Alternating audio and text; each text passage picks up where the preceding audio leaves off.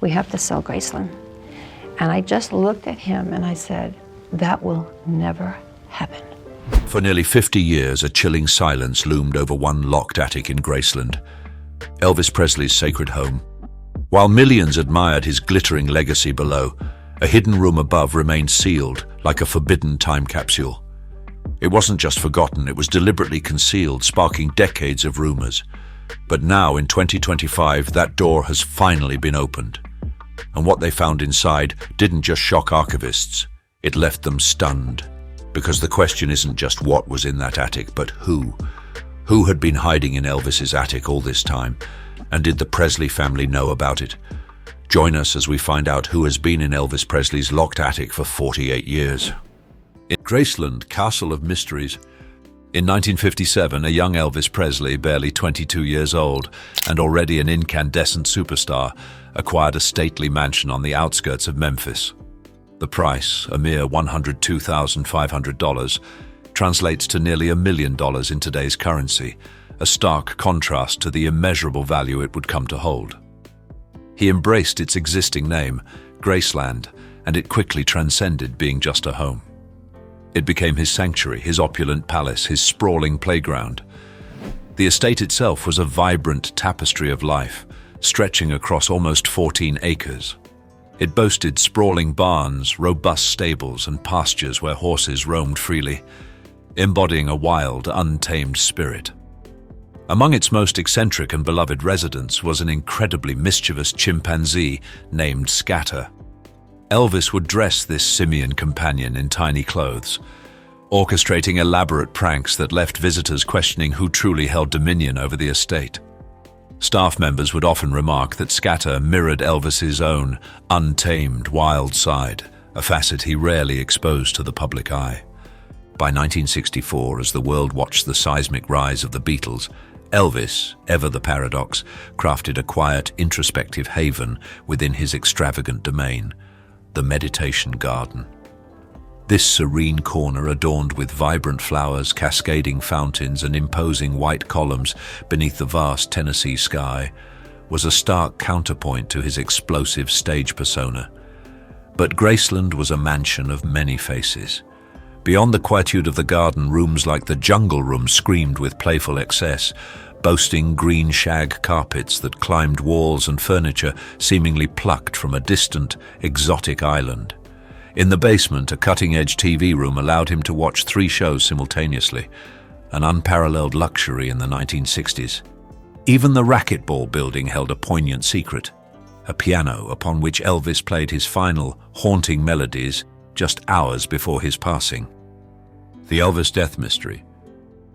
Then came the day that cleaved history into two, August 16, 1977.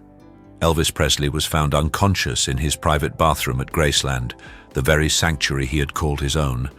His girlfriend, Ginger Alden, stirred around 2 p.m., finding Elvis still in bed, a common sight. But as the afternoon wore on, an unsettling quiet pervaded the house. Around 2:30 p.m., Ginger's knock on the bathroom door yielded no reply. Pushing it open, she discovered the horrifying truth. Elvis lay on the floor, his pajama bottoms tangled around his ankles, his face an unnatural blue. Her screams pierced the oppressive silence. Joe Esposito, Elvis's road manager and confidant, raced upstairs, immediately initiating CPR while an ambulance was summoned. Paramedics arrived within minutes, their desperate efforts to revive him continuing as they sped towards Baptist Memorial Hospital, sirens wailing through the sweltering Memphis streets. But by 3:30 p.m., the unthinkable became official. Elvis Presley, the king, was dead. The news detonated across the globe. Radio stations abruptly halted their programming, fans, unmoored by grief, collapsed in tears. How could the king, at such a tragically young age, simply be gone? Did you hear about Elvis Presley's sudden death on August 16, 1977? Comment yes if you heard the news, then no if you didn't, and don't look away, because more shocking details are coming soon. That same evening, Dr. Jerry Francisco faced the press with a blunt announcement. Elvis had died of cardiac arrhythmia. Natural causes, he insisted. Case closed. But for many, it didn't add up. In 1977, Elvis's shocking physical decline was impossible to ignore. Once lean and electric, he had swelled to nearly 260 pounds. His concerts had become unsettling. He forgot lyrics, rambled on stage, and at times struggled just to stand. Behind closed doors, the autopsy told a far grimmer story. His heart was dangerously enlarged, his liver swollen, and his body bore the damage of prolonged drug abuse. When the toxicology report was finally released, it shattered the illusion. Toxicology reports revealed his body was overwhelmed by a dangerous cocktail of high-potency painkillers and sedatives, some prescribed in staggering quantities. The truth was horrifying. The piercing question that haunted the public and medical community alike was, why did Dr. Francisco lie? Some speculated it was a desperate, if misguided, attempt to safeguard Elvis's pristine legacy and spare his grieving family further anguish. Others harbored a far more cynical belief that the cover-up was a monstrous conspiracy, designed not just to protect the king's name, but to shield the very doctors who had ceaselessly supplied him with this lethal arsenal of substances. This is where the name Dr. George Nichopoulos, infamously known as Dr. Nick, enters the chilling narrative. He had served as Elvis's personal physician since 1967, a decade-long relationship that would prove tragically fatal. In the mere 8 months preceding Elvis's untimely death, from January to August 1977, Dr. Nick had penned prescriptions for an astronomical sum, over 10,000 pills, a terrifying medley of sedatives, amphetamines, and painkillers. The preceding year had been equally egregious, with nearly 19,000 pills dispensed in 1976 alone. Subsequent investigations laid bare the horrifying truth. In those final 8 months, Elvis had received a staggering 195 prescriptions, an average of 1 prescription every day and a half. When confronted with this overwhelming evidence, Dr. Nick, astonishingly, did not deny his actions. Instead, he mounted a defense that bordered on the surreal, asserting he was merely practicing a desperate form of harm reduction. His twisted logic dictated that Elvis was already inextricably caught in the vice grip of addiction, and his only recourse was to control the supply through legal channels, to prevent him from resorting to dangerous street drugs. If I hadn't given them to him, he would have gotten them somewhere else, he chillingly rationalized to medical boards. He even claimed he was attempting to gradually wean Elvis off the harmful substances while meticulously monitoring his condition. Incredibly, a jury believed his audacious claims, clearing him of criminal responsibility in the king's death. Yet the insidious shadow of his overprescribing continued to dog him. By 1980, he faced renewed scrutiny not just for Elvis, but for a disturbing pattern of overprescribing to other luminaries, including Jerry Lee Lewis. Finally, in 1995, the Tennessee Board of Medical Examiners, having witnessed enough of this dangerous charade, revoked his medical license permanently, citing a dangerous pattern of overprescribing that had claimed lives and shattered legacies. Then in 2020, a bombshell detonated, adding yet another layer of disquieting complexity to Elvis's tragic end. Author Sally A. Hodel published her explosive book, Destined to Die Young, which posited a radical new theory. Hodel argued that Elvis's death was not in fact solely due to his rampant addiction, but rather a tragic culmination of pre-existing genetic heart conditions and chronic health issues, tragically masked and exacerbated by his relentless reliance on prescription drugs. According to her meticulous research, Elvis suffered from alpha-1 antitrypsin deficiency, a devastating disorder impacting the lungs and liver, and likely possessed a compromised immune system which would account for his perpetual illnesses and reliance on medication. If Hodel's claims held true, then the entire narrative of Elvis as a self-destructive addict might be profoundly flawed. Perhaps he wasn't intentionally destroying himself, but desperately striving to survive, to manage unbearable, agonizing pain in the only way he knew how. His numerous hospitalizations, often dismissed as mere attempts to secure more pills, might have been genuine medical emergencies. This seismic reinterpretation of Elvis's final years begs an even more profound, unsettling question.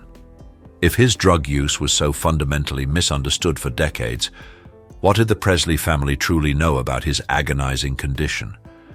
And what precisely were they so desperately hiding in that attic for nearly half a century, a secret so profoundly personal, so damningly revealing that it could not be shared with a world hungry for answers? In the wake of Elvis's death, a funeral fit for a king unfolded, yet a castle sealed its doors. The day after his passing, a literal tidal wave of grief inundated Memphis.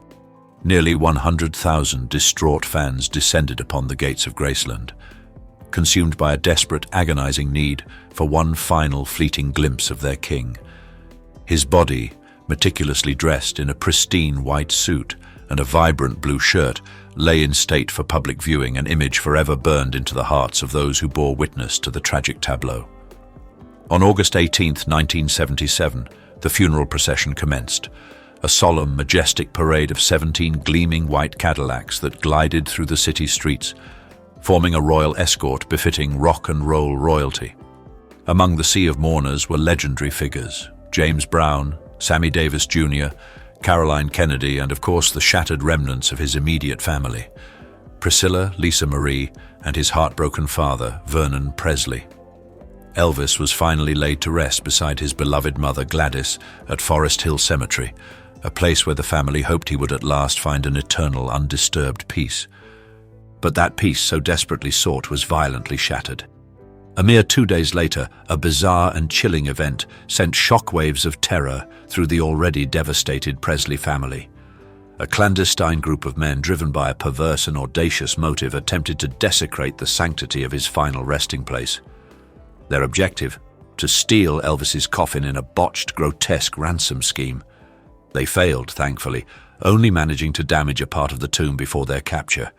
They were charged solely with trespassing, yet the chilling message they delivered was unmistakably clear. Even in death, Elvis was not safe. Vernon Presley, utterly crushed by this grotesque affront, refused to countenance any further risk.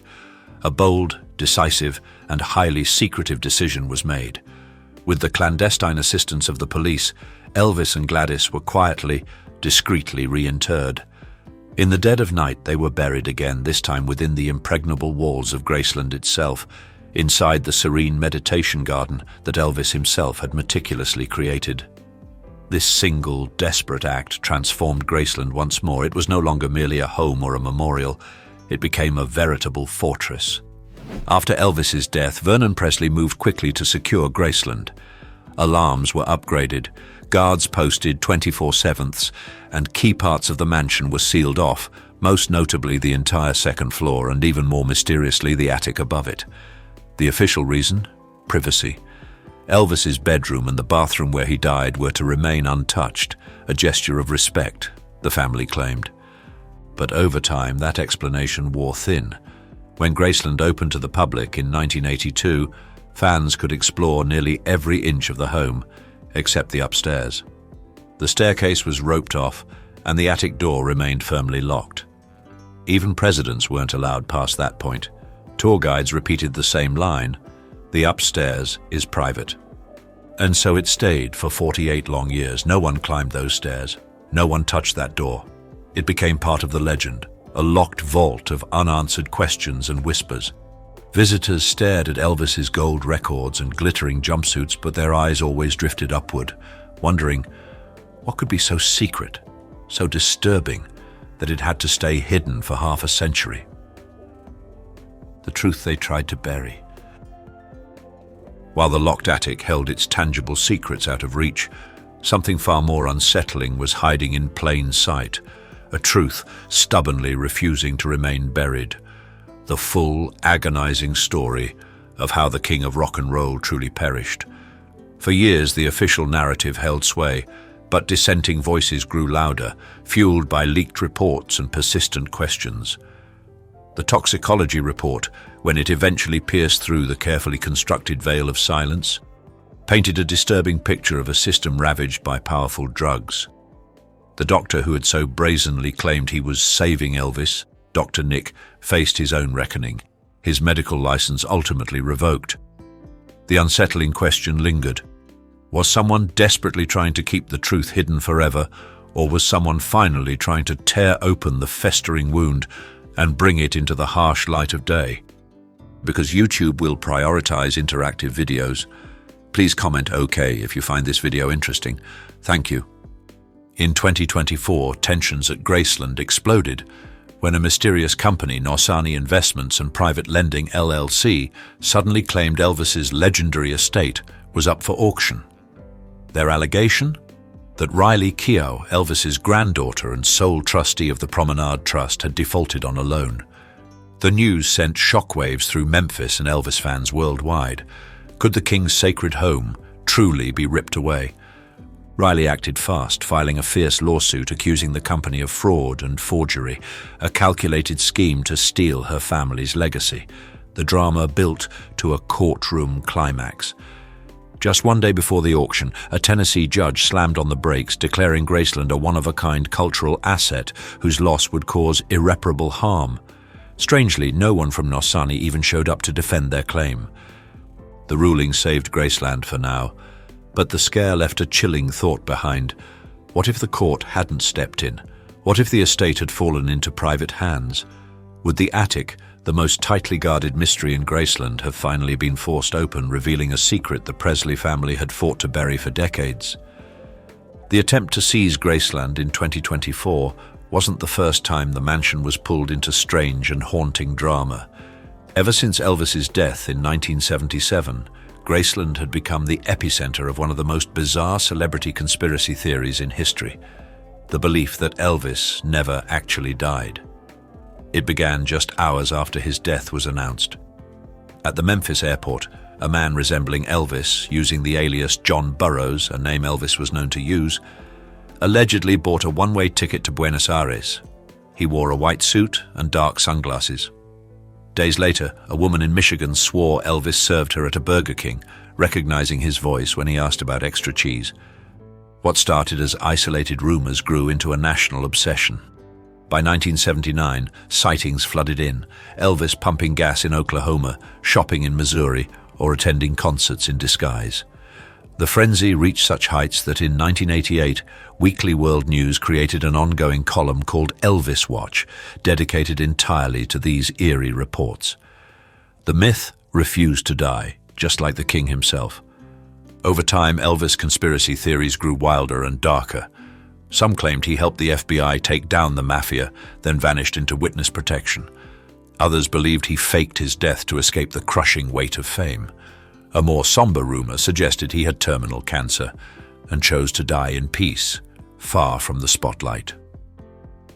Fans pointed to strange details surrounding his funeral: the 900-pound casket, the closed casket after a public viewing, and most famously, the gravestone spelling Aaron instead of Aaron, a mistake his family, they argued, would never make unless Elvis wasn't truly buried there. With the rise of the internet, these theories exploded. In the 2000s, entire websites emerged to prove he was alive. YouTube videos compared Elvis's voice to that of a preacher named Bob Joyce, whose eerie vocal resemblance only fueled the fire. Even in 2025, nearly 5 decades later, online communities still speculate: is he living quietly under a new name? Does he secretly return to Graceland in disguise? For the Presley family, these stories have always been a delicate curse. Deny too forcefully, and it looks like a cover-up. Stay silent, and the myths spiral unchecked. But beneath the fantasies lies something more painful. These legends deflect attention from a harsher reality, that Elvis's death may have been preventable. Many believe he was failed by those closest to him who chose profit over his well-being. And the fantasy that he's still alive sadly lets them off the hook. But with the threat of Graceland's seizure looming, Riley Keough, spurred by the judge's intervention and perhaps by a new generation's desire for transparency, made a bold, unprecedented move. She finally granted permission to unlock the long-forbidden attic. What unspeakable, deeply personal secrets had been meticulously hidden there for nearly 50 years? The attic unlocked. On a cold morning in January 2025, a small, reverent group of archivists, their hands encased in pristine white gloves, began their ascent. They climbed the narrow, creaking stairs that led to the attic at Graceland, their footsteps echoing eerily in the oppressive silence of a space untouched since August 1977. The air was thick, heavy with layers of dust, undisturbed for almost half a century, bearing witness to the relentless march of time. A single bare bulb cast a dim, ghostly glow upon the lock as the lead archivist, with a trembling hand, gently turned an ancient brass key, a relic that had remained in the Presley family's possession since Elvis's death. The door groaned open, a tortured sound, as if it had been holding its breath for decades, guarding its sacred trust. As the first shafts of light pierced the long-held darkness, spilling into the room for the first time in nearly half a century, a profound silence descended upon the group. This was no mere dusty storage space. It was, with chilling clarity, a meticulously preserved time capsule. It was as if Elvis himself, or someone intimately close to him, had painstakingly organized the attic into distinct sections, each a silent narrator of a different, crucial chapter of his extraordinary, often tragic life. The space itself was far vaster than anyone had anticipated, stretching expansively across the entire upper reaches of the house, punctuated by dormer windows shrouded by thick blackout curtains. Unlike the extravagant, often flamboyant decor of the rest of Graceland, the attic was stark in its simplicity, with plain wooden walls and bare floors. Yet it remained strangely cool, a testament to a small air conditioner that, unbelievably, had been kept running all these years by Graceland's maintenance crew, without ever once breaching the attic's sealed threshold. Along one wall, dozens of boxes stood in silent sentinel, each meticulously labeled in Elvis's own distinctive handwriting. The labels told a haunting story. Tupelo, 1945, first recordings, Army Days, Hollywood, Comeback Special, and Vegas. It was a deeply personal timeline, a meticulously crafted autobiography of his own life.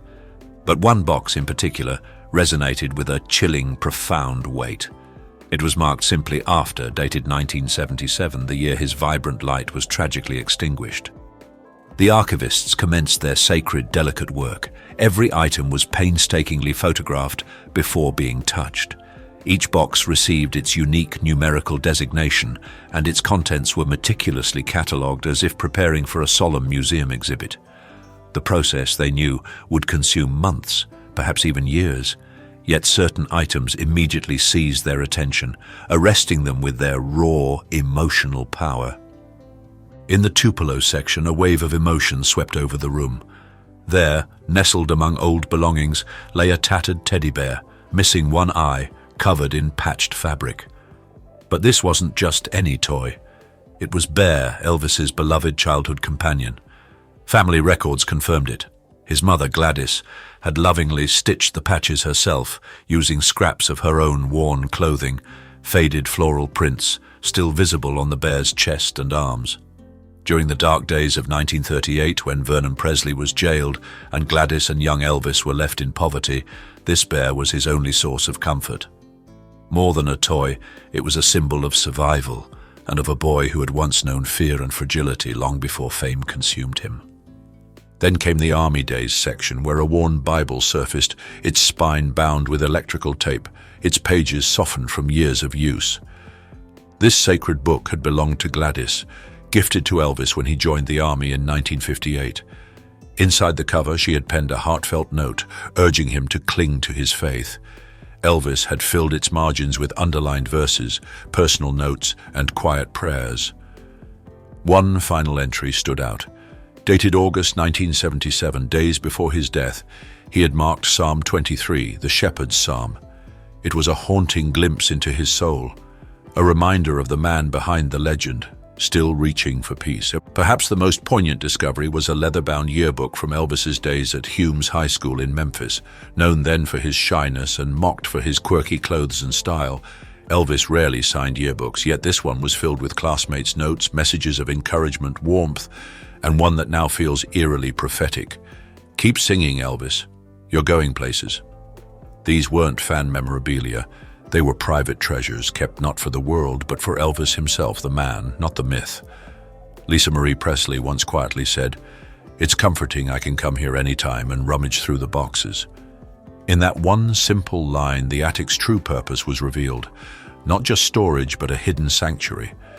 Among dusty paper and worn fabric, the myth of Elvis, glittering, untouchable, faded.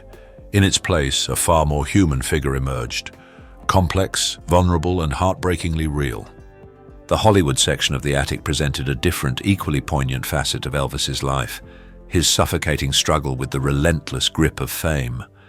Among the movie memorabilia lay a leather jacket meticulously tailored for his iconic role in Jailhouse Rock, but carrying a chilling, secret inscription.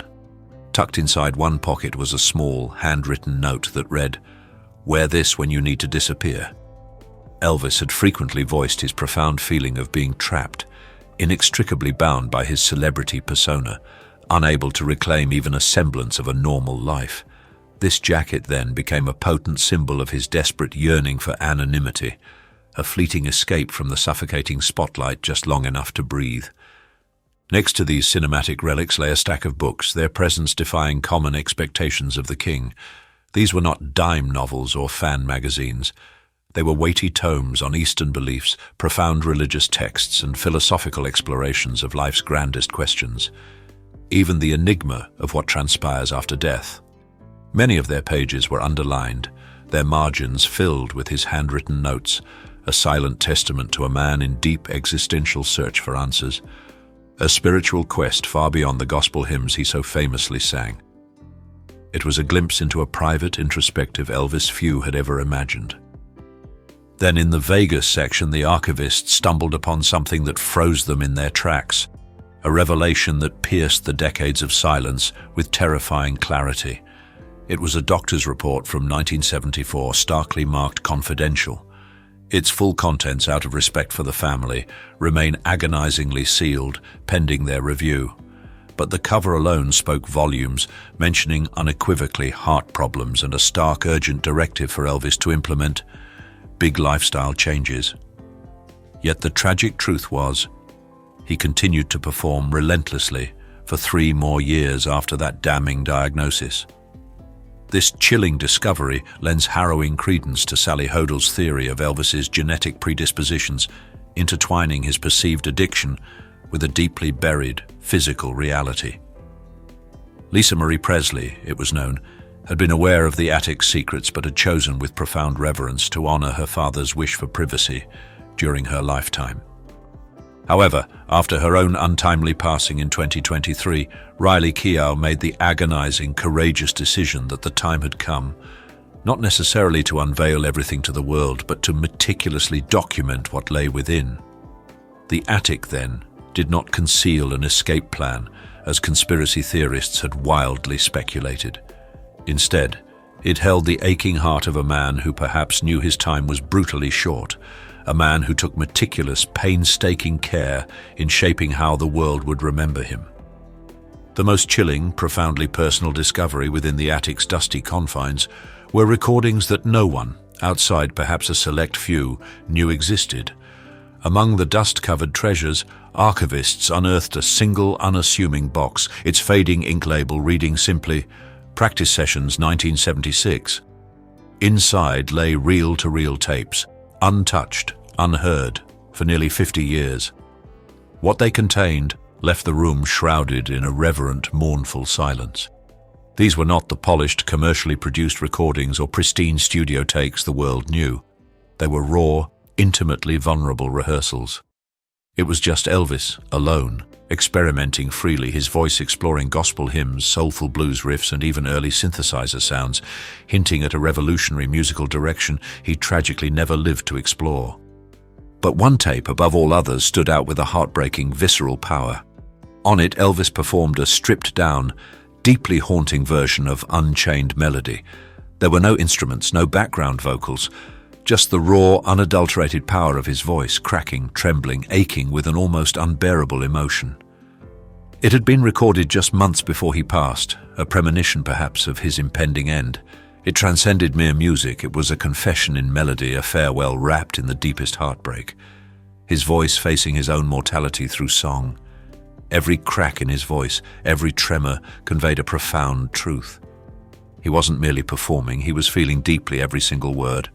As the archivists continued their somber excavation, they unearthed items far more personal than any sequined stage outfits.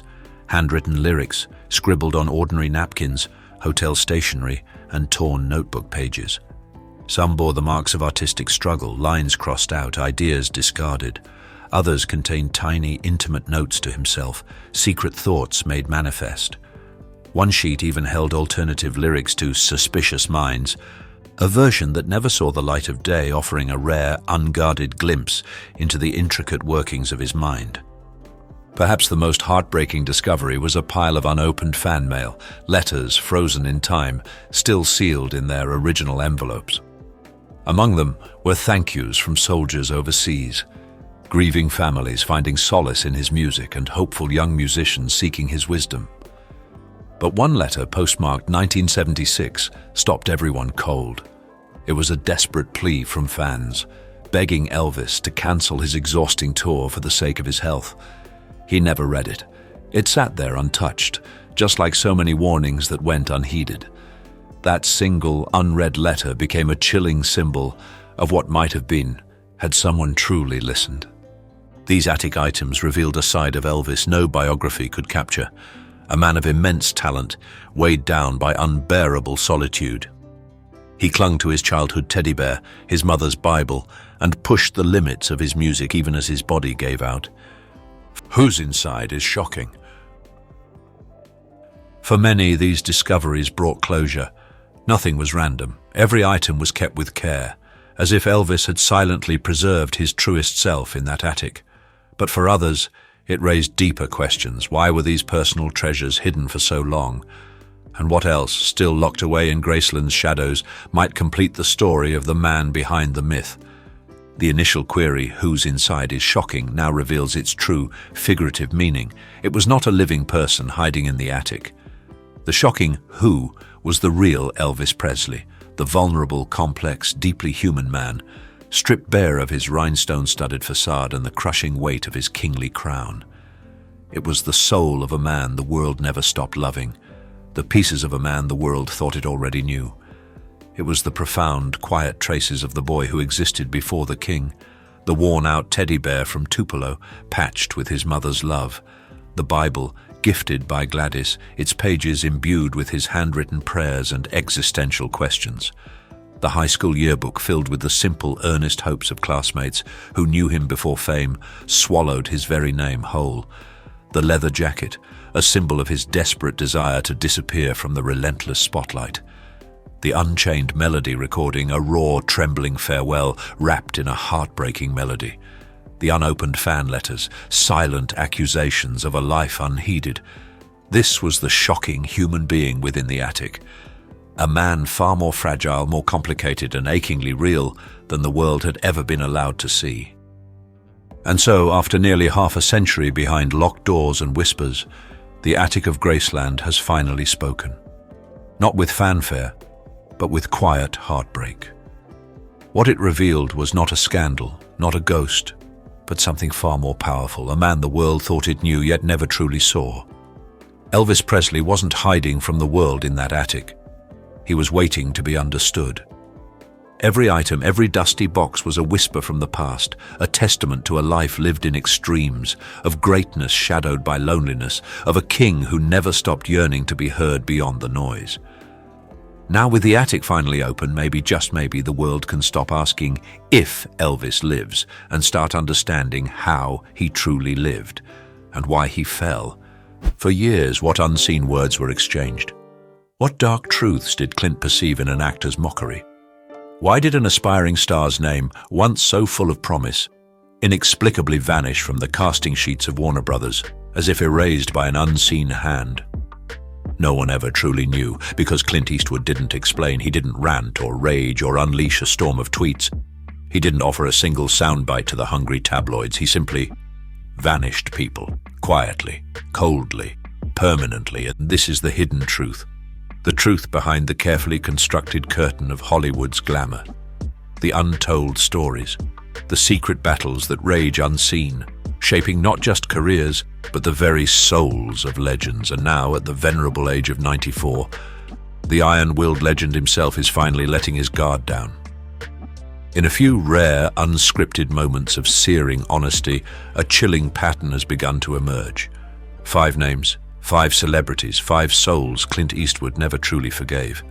The ones who dared to insult him, who flagrantly disrespected his vision or who simply made the fatal, soul-crushing mistake of believing he had forgotten.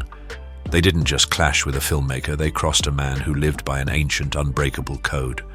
A man who never, ever backed down. Picture this if you dare to truly see beyond the glittering facade. Beverly Hills, 1993. The Four Seasons Hotel, an opulent cage of polished marble and hushed whispers, is teeming with the titans of Hollywood. Producers in suits that cost more than most people's homes, Oscar winners with the weight of gold upon their shoulders, sipping whiskey that burns with the taste of triumph. And there, somewhere near the grand piano, a sentinel of silence stands Clint Eastwood. Stone-faced, eyes, those infamous ice-blue windows to an unyielding soul, narrowed to dangerous slits, arms crossed defiantly across his chest. Across the room, a rising young actor, a whirlwind of youthful exuberance, holds court. Laughter spills from his lips, bright and brittle. He name-drops with the casual ease of a king distributing favors, weaving a story that culminates in a cheap, almost grotesque impersonation of the old cowboy director. A ripple of nervous chuckles spreads through the room, a sycophantic tide of amusement. Everyone laughs. Everyone, that is, except Clint. He doesn't utter a single solitary word. His gaze remains fixed, unblinking, unwavering. He simply finishes his drink, the ice clinking a final, chilling cadence in the sudden stillness of his immediate presence. He offers a barely perceptible nod to the bartender, a silent acknowledgement of a transaction complete, and then he walks out the door. Without a backward glance, without a single fiery confrontation, no theatrical scene, no explosive outburst, just silence. A silence so profound, so absolute, it felt like the very air had frozen, every molecule screaming with unspoken meaning. It was the kind of silence that's final, the kind that echoes in the marrow of your bones. Prepare yourself, for this list will fundamentally alter your perception of Hollywood's intricate web of relationships. These are not mere trivial disputes or passing disagreements forgotten with the turning of the tide. Instead, they were deeply painful confrontations, some unfolding directly on set, others meticulously orchestrated behind the scenes. Each encounter, subtle or overt, irreversibly impacted his illustrious career and haunted him long after the cameras stopped rolling. This is the journey into the heart of silent vengeance, the unflinching gaze into the dark side of the truth. The drama you crave, the plot twists you never saw coming, the raw, unexpected reality behind the bright lights and polished smiles. Leonardo DiCaprio, method versus gunslinger. They were two titans, two icons forged in the distinct fires of different eras. Leonardo DiCaprio, the intense, emotionally charged method actor, a true artisan of the craft who delved deep into the psychological labyrinth of his characters, seeking every nuance, every tremor of the human spirit. And Clint Eastwood, the grizzled, no-nonsense filmmaker, a man who valued speed above all else, who cherished silence, who demanded unyielding control. When Eastwood, in a bold, unexpected move, cast DiCaprio in his 2011 film J. Edgar, Hollywood buzzed with the thrilling hum of anticipation. It was hailed as the ultimate collision, old school versus new school, a cinematic experiment poised to redefine the boundaries of collaboration. But behind the carefully erected facade of the set, that collision rapidly devolved into a quiet, simmering storm. From the very first day of production, the friction was palpable, a live current crackling in the air. Clint was renowned for his austere, one-take directing style, minimal rehearsal, limited setup, shoot and move on. It was efficient, it was instinctual. It was a testament to his innate understanding of the camera, of performance, and it was the polar opposite of how DiCaprio operated. Leo, the meticulous artist, liked to explore. He craved multiple takes, each a chance to uncover a new layer, a deeper truth. He asked questions, probing the depths of character, seeking profound emotional insights. While DiCaprio delved into the subtle intricacies, searching for hidden dimensions, Clint, ever the pragmatist, was already calling cut, move on. Crew members, those silent witnesses to Hollywood's hidden dramas, whispered about the unspoken tension. One insider, his voice hushed with the weight of observed conflict, famously remarked that it was like watching a racehorse try to run in cowboy boots. There were no screaming matches, no theatrical walkouts, no overt displays of animosity, but the energy on set was tense, a suffocating cloak of unspoken conflict. Two master craftsmen, two wildly divergent approaches locked in a silent, relentless struggle over how a story should be told. DiCaprio, the consummate professional, did his best to adapt, to bend his artistic will to the unyielding demands of the gunslinger. But Clint didn't budge. The film was made. It was released. And then silence. No second collaboration, no shared triumphs on future projects, no warm, effusive praise in interviews, no shout-outs during awards season. Clint, a director known for his loyalty, who frequently reuses actors he admires, talents like Morgan Freeman and Bradley Cooper, never called Leo again. Some in the industry murmured that it was simply a case of creative incompatibility, a clash of artistic visions too vast to bridge. Others, with a knowing glint in their eyes, believed Clint perceived DiCaprio as high maintenance, too theatrical, perhaps even egotistical. Whatever the hidden truth, their professional paths, once aligned, split irrevocably, like a cracked lens. And Eastwood, ever the man of unwavering conviction, never looked back. The door, once closed, remained shut permanently. Michael Moore, The Documentary Showdown. First on that list, a documentary firestarter, a provocateur who, in Clint's eyes, attempted to forge his name into the annals of history by mocking the very principles Clint held sacred. And Clint? He didn't laugh, he didn't respond with a public retort, he simply ensured it would never happen again. The name is Michael Moore. The genesis of this Cold War, this chilling animosity, began with a joke. Or at least Michael Moore, in his self-assured audacity, believed it was a joke. It was 2005. The National Board of Review Awards event, a bastion of cinematic self-congratulation. Clint Eastwood, a colossus among men, strode onto the stage. The room buzzed with the gentle murmur of polite applause, the scent of expensive champagne, and the fragile hope of collective camaraderie. And then he dropped a line. A single, perfectly weighted sentence that cleaved through the convivial atmosphere, silencing the laughter like a sudden, brutal gust of wind. "Michael Moore and I actually have a lot in common," Clint stated, his voice a low, gravelly rumble that filled the expansive ballroom. "We both appreciate documentaries, but if he ever shows up at my front door with a camera, I'll kill him." A nervous ripple, a hesitant chuckle attempted to break the sudden, oppressive silence. A few gasps punctuated the lingering tension, but Clint, he didn't flinch. No easy smile, no reassuring wink to soften the blow, no convenient exit for the stunned audience.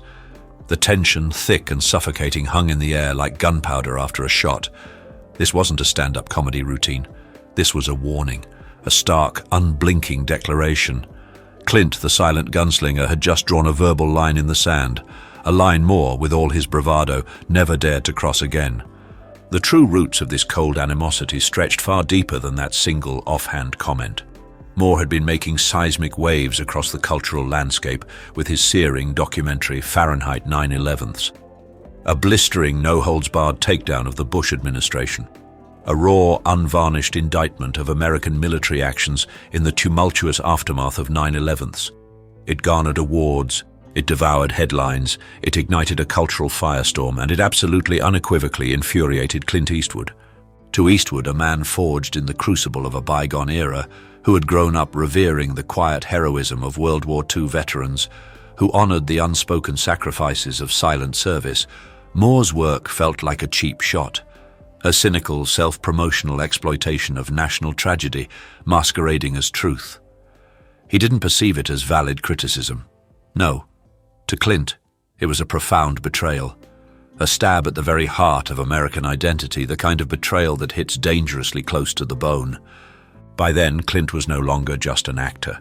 He was a director, a master storyteller, a visionary crafting narratives that explored the intricate tapestry of American identity, the profound burden of sacrifice, the universal ache of human pain.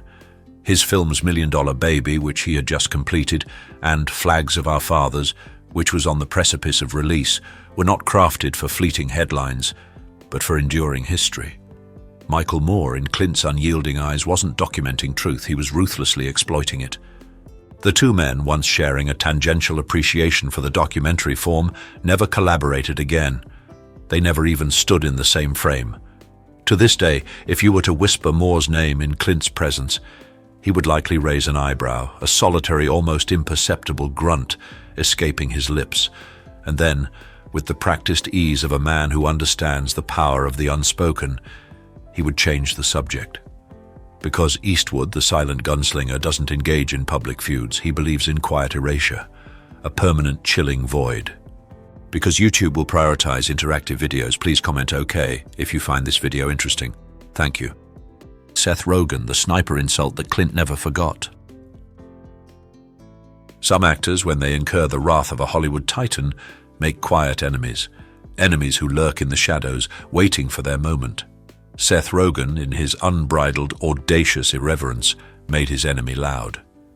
In 2014, Clint Eastwood released American Sniper, a biographical war drama, a searing portrait of Navy SEAL Chris Kyle. The film, a raw nerve exposed to the public gaze, polarized critics. Yet it shattered box office records, a colossal cultural phenomenon that stirred a profound firestorm of debate. For countless millions, it was a profound tribute to military service, a respectful nod to the quiet heroes who sacrifice everything. But for Rogen, the irreverent comedian, it was something else entirely. Just days after its release, as the film's controversial tendrils snaked across the nation, Rogen took to Twitter. He unleashed a jab that resonated with the force of a nuclear detonation, leaving jaws on the floor, minds reeling in disbelief.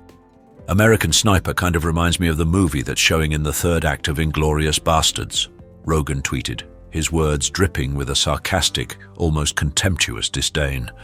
The one where the Nazi sniper is killing allies. He didn't mention Clint by name, he didn't have to. The implication, a toxic poison seeping into the public consciousness, was nuclear, comparing Clint Eastwood's film, a heartfelt ode to American courage, to Nazi propaganda. And though Rogen, in a later desperate attempt at damage control, insisted it was just a joke, a feeble defense against the public outcry, the damage had already been done. The words, once uttered, could never be unsaid. Clint Eastwood, ever the silent gunslinger, didn't tweet back. He didn't issue a fiery statement to the press. He didn't utter a single indignant word. Because Clint doesn't engage in social media battles. He doesn't descend into the messy public fray of online feuds. He does silence, ice-cold silence. But behind those closed doors, in the hushed sanctums of Hollywood power, insiders whispered tales of Clint's volcanic fury. He was livid, not just because of the stinging insult, but because it was public, a deliberate, calculated act of public humiliation. It wasn't a debate, an exchange of ideas. It was a hit and run. To Clint, it wasn't just profoundly disrespectful. It was cowardly. A cheap shot from a man hiding behind a keyboard aiming to diminish a legend. And while Rogen, in his belated attempts, would later backpedal, desperately trying to clarify that he wasn't actually calling American Sniper Nazi propaganda, the apology never reached Clint's ears, or more importantly, his heart. Eastwood, a man whose memory is as long as a desert highway, never mentioned Rogen again, never worked with him, and, reportedly, made it chillingly clear to his closest collaborators, if Rogen's name ever dared to appear on a casting list, it had better disappear faster than a tumbleweed in a dust storm, because if there is one thing, one sacred boundary, that Clint Eastwood does not tolerate, it is being disrespected by someone who believes everything in life is just a joke. The laughter may fade, but the silent scorn of a legend endures. Was Clint Eastwood right to erase his enemies in silence, or did he go too far? Yes or no, and tell us why in the comments. The silence of the gunslinger. Clint Eastwood never needed to shout to make a statement. He didn't throw tantrums, those childish outbursts that so often define lesser figures in Hollywood. He didn't air his dirty laundry in public interviews, dissecting his grievances for the hungry masses. No, he simply watched. He waited. He observed. And when someone, anyone, dared to cross that invisible line, that sacred boundary he had drawn around himself and his art, he didn't fire back with verbal salvos, he cut them out. Quietly, permanently. In Hollywood, a glittering, often ruthless realm where reputations are so often meticulously built upon the shifting sands of charm, on the fragile illusion of collaboration, Clint Eastwood forged his legacy on something else entirely, on unwavering conviction, on an inner strength that few could ever hope to comprehend. These 5 celebrities, these titans of their own respective crafts, learned the hard way. They learned that working with Eastwood wasn't just another job, it was a test, a crucible of respect, of discipline, of knowing precisely when to keep your ego, that ravenous beast, firmly in check. Some, as we have seen, failed it spectacularly. The raw, candid truths behind these challenging co-star relationships offer a glimpse into a darker, rarely discussed reality for countless actresses and actors in Hollywood's golden glare. For much of her career, like so many women of her generation, Sally Field endured a constant, suffocating pressure to remain silent about the mistreatment she faced. Speaking out risked everything: roles, reputation, even her fundamental sense of safety. The industry's unspoken code was simple: be grateful, don't complain. And the emotional bruises from on-set cruelty or egotistical co-stars often lingered long after the film wrapped. The fear of being forgotten, of losing that beautiful memory of youth and success, is a pain point for so many, just as it was for these stars. These difficult chapters shaped not only Clint's legendary career, but the man he became: resilient, wise, and finally, unafraid to let the truth resonate in the silence he has so powerfully mastered. His willingness to finally reveal these most painful encounters is more than just a confession. It's a profound reminder that even the brightest stars face darkness behind the scenes. It's a beacon for anyone who's ever felt invisible or diminished by power and fame. Clint's journey, marked by both scars and triumphs, is a testament to the resilience required to endure and finally to speak out. So now the question, dear audience, is yours. Do you think Clint, the silent gunslinger, was right to stay silent, to employ his chilling method of quiet erasure?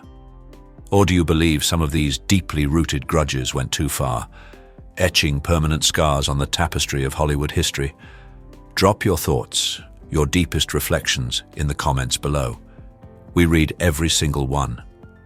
And if you yearn for more untold truths, more bold confessions from the golden age of Hollywood, don't forget to hit that subscribe button for Iconic Inside and turn on notifications. Because sometimes the most powerful stories aren't the ones we see on screen. They're the truths finally spoken when the cameras stop rolling and the legends, at long last, reveal their deepest pains. Gene Hackman, the rival he couldn't direct. On screen they were electric, a raw, visceral chemistry that crackled with unspoken tension, undeniable power. Their performances, a dance of light and shadow, were a masterclass in cinematic synergy, but off-screen they barely spoke. In 1992, Clint Eastwood and Gene Hackman joined forces for Unforgiven, a film that didn't just redefine the Western genre, it swept the Oscars, cementing its place in the pantheon of cinematic greatness. From the outside, it appeared to be a flawless collaboration, a seamless fusion of two giants at the peak of their formidable powers.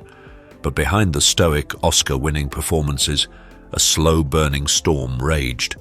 Clint, the meticulous craftsman, was known for running a tight ship, a respectful set. He valued control above all else, cherished the quiet focus of creation, and demanded absolute trust from his collaborators. Hackman, on the other hand, was unpredictable, fiery, famously combative.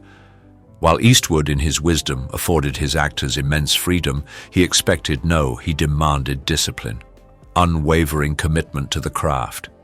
Hackman, in his intense, almost chaotic brilliance, brought heat, too much of it. From the very first week of filming, whispers like dry leaves skittering across a desolate plain began to circulate.